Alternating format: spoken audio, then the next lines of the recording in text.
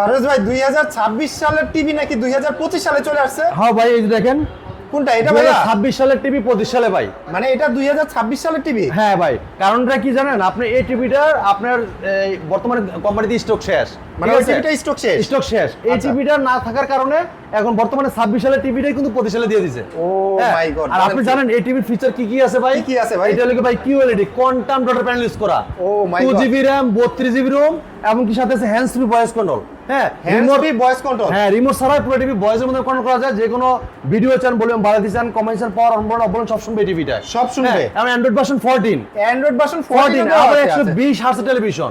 গেমও খেলা যাবে? গেম খেলে উড়া দুমা, মানে একদম ধুমায় গেম খেলতে পারবেন। তার সাথে ব্লুটুথ সিস্টেমও আছে। দেখেন মডেলটা বলে দিচ্ছি, এটা vision Google TV 43 RQ1 Galaxy Pro 4K Ultra। 4K QLED Google assistant আছে, নেটফ্লিক্স আছে, প্রাইম ভিডিও আছে, ইউটিউব আছে, ক্রোমকাস্ট বিল্ডিং আছে, ডলবি ভিশন অ্যাটমস, ব্লুটুথ এবং গুগল সার্টিফাইড। প্রাইস দিবেন কত ভাই এটার আজকে? ভাই এটা কোম্পানি মার্কেট প্রাইস 51900 টাকা। ওকে, আজকে আপনি আমাদের শুনতে নিতে পারেন হোলসেল প্রাইসে মাত্র 40500 টাকা।